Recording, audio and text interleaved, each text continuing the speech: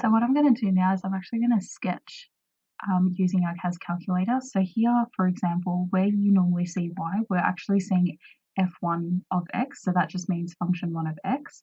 You can leave it like that and just type in your equation. So let's say I've got 2x plus 3. You can do that and hit enter, and there you go, you've got the graph sketched for you. Now, if you feel a little bit uncomfortable using f1 of x, that's completely fine, or function of x, equation 1. What you can do is you can go into menu, and if you go to graph entry and edit, select equation templates.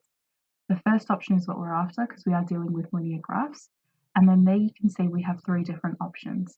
So if, for example, I want to use the y equals mx plus b method, you can see here it says y equals mx plus b, but it's fine because c or b in this case is our constant. I'm going to select option 1. So here you can see now it's changed it, so let's just type in the same equation again. That's 2x, and you can see that the x has already been pre-filled, plus 3. And again, we've got our equation sketched there. So I'm just going to delete the old one. So now you can see that we've got y equals 2x plus 3 sketched for us. If you wanted to find your x and y intercepts, you can go back to menu. If you go to trace, you can go graph trace, sorry. And using your cursor, you can actually navigate what you're after. So for example, by default, it's gone straight to my y-intercept, which we can see 0, 3.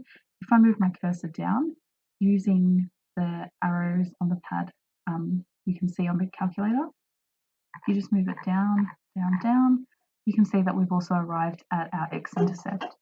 So those are 2 options you have to sketching a y equals mx plus c graph. What you can do as well is if you've got an equation that, for example, is 2y plus 3x equals 5, you can also sketch something like that without having to do all the hard work of rearranging.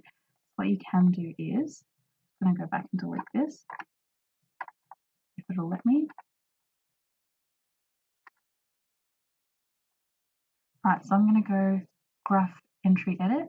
Again, I'm going to go to equation templates, line, and here you can see ax plus by equals c. So that's the form that we can have as well. So let's just say 2x plus 3y equals 5, and that's how the equation was given to you. So again, if you press enter, you can see here that it's sketched the new equation.